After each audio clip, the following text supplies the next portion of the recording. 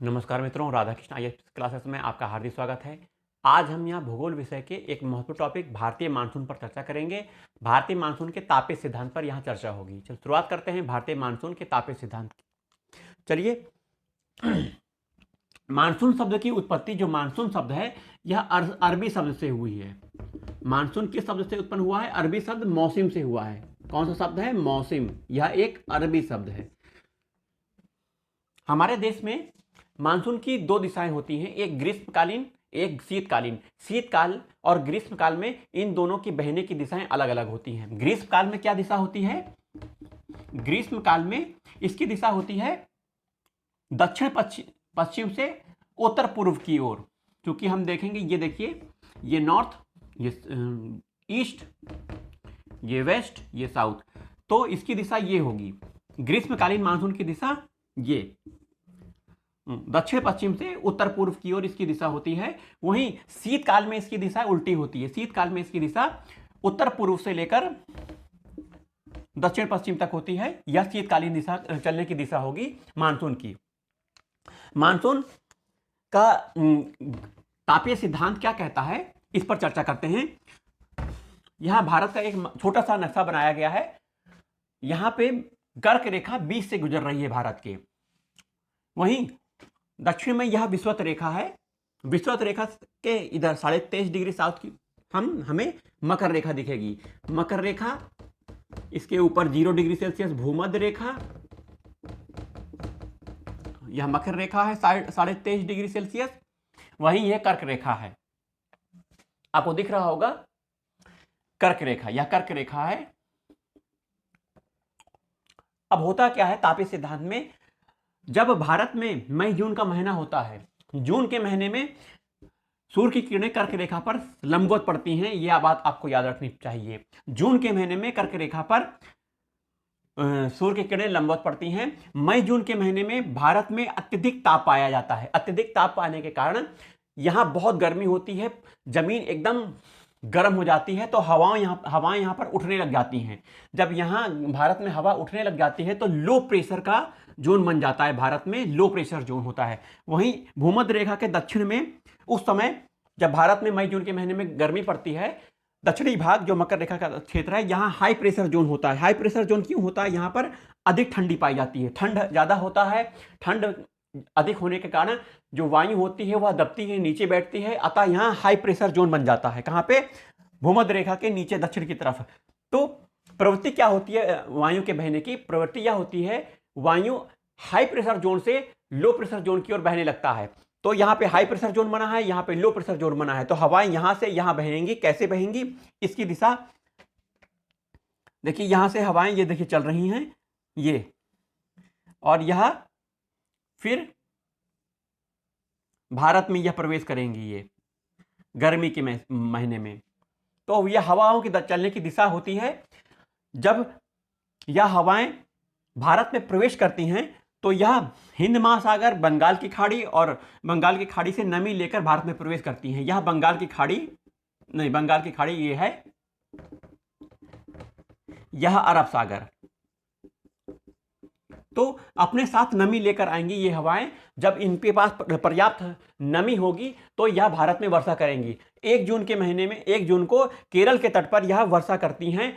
इसको मानसून का फटना कहा जाता है। मानसून का फटना कैसा है कि एक साथ तुरंत बहुत सी हवाएं नमी के साथ केरल के तट पे आती हैं, और यहाँ पर जो पहाड़ियाँ हैं यह इन हवाओं को रोकती हैं।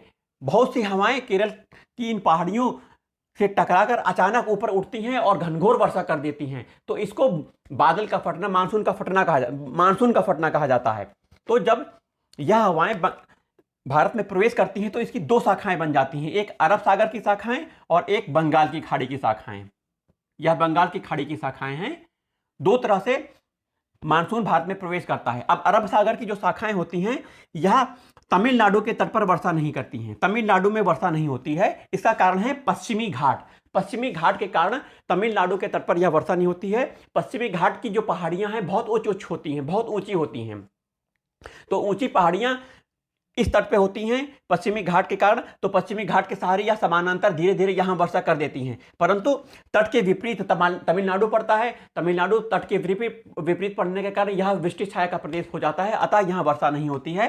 अरब सागर की जो ये शाखा है, यह पश्चिमी घाट पर, ये पूरा पश्चिमी घाट है आपका, ये पश्चिमी घाट पर यहाँ खूब वर्षा करती हैं, लगभग 200 सेंटीमीटर वर्षा होती है। जब यह धीरे धीरे इधर पश्चिमी घाट के उत्तर की तरफ आती हैं तो इसमें वर्षा की मात्रा कम होती जाती है।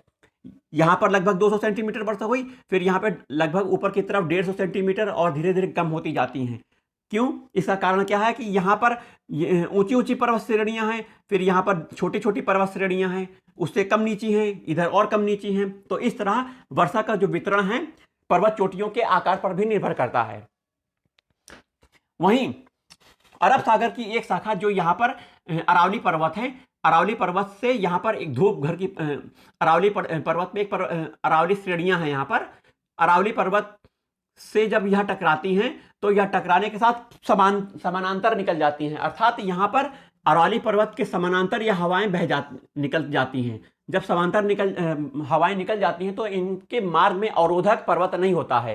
अरावली पर्वत समानांतर होता है, अवरोध न होने के कारण यहाँ पर वर्षा नहीं होती, राजस्थान क्षेत्र में वर्षा नहीं होती। वहीं हिमाचल प्रदेश, पंजाब का कुछ क्षेत्र में यहाँ वर्षा नहीं होती है अरब सागर से।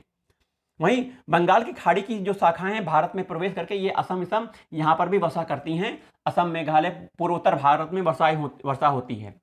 तो यह हो गया भारतीय मानसून का तापीय सिद्धांत, जिसमें हमने अभी ग्रीष्मकालीन मानसून को पढ़ा। क्या पढ़ा? ग्रीष्मकालीन मानसून।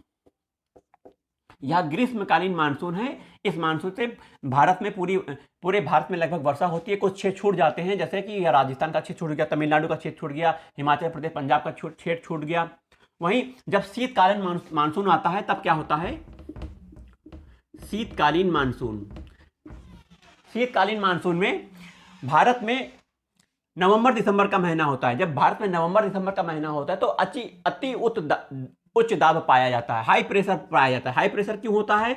हाई प्रेशर इसलिए होता है क्योंकि यहाँ पर बहुत अधिक ठंडी पड़ती है। जब ठंड पड़ती है तो जो वायु होती है वह नीचे दबती है, वायु दबने से यहाँ हाई प्रेशर जोन बनता है। और वहीं दक्षिणी गोलार्ध में, ये जो दक्षिणी गोलार्ध है, इसमें मकर रेखा के क्षेत्र पर यहाँ पर लो प्रेशर जोन बन जाता है। लो प्रेशर जोन क्यों बनता है? क्योंकि यहाँ पर गर्मी पड़ती है, गर्मी पड़ने से वायु ऊपर उठती है और यहाँ लो प्रेशर जोन पड़ता है। अब हवा चलने का नियम वही है, हाई प्रेशर जोन से लो प्रेशर जोन, अर्थात हवाएं भारत तट से समुद्र की ओर चलने लग जाती है, उल्टी चलने लगती है। इसकी दिशा क्या होती है? उत्तर पूर्व से ये दिशा होती है, उत्तर पूर्व से दक्षिण पश्चिम। तो यह दिशा ऐसे चलने लग जाती हैं हवाएं, ये देखिए इस तरह से लौटने लग जाती हैं। अब यह हवाएं जो होती हैं स्थल से समुद्र की ओर चलती हैं। ये स्थल है, स्थल से समुद्र की ओर चलती हैं, इसमें नमी नहीं होती। जब कोई हवा स्थल से समुद्र की ओर चलेगी तो उसमें नमी नहीं होगी, शीतकाल में नमी नहीं होती है, अतः यह शीतकालीन जो मानसून है वह भारत में वर्षा नहीं करती है। ठीक है। और जो ग्रीष्मकालीन मानसून है वह समुद्र से स्थल की ओर चलती है। जब समुद्र से स्थल की ओर चलेगी तो वह मानसून अत्यधिक नमी को धारण करेगी, अत्यधिक नमी को धारण करते हुए यह जहां जहां जाएगी वहां वर्षा करेगी। चलिए आज की वीडियो में इतना ही। जय हिंद, जय भारत।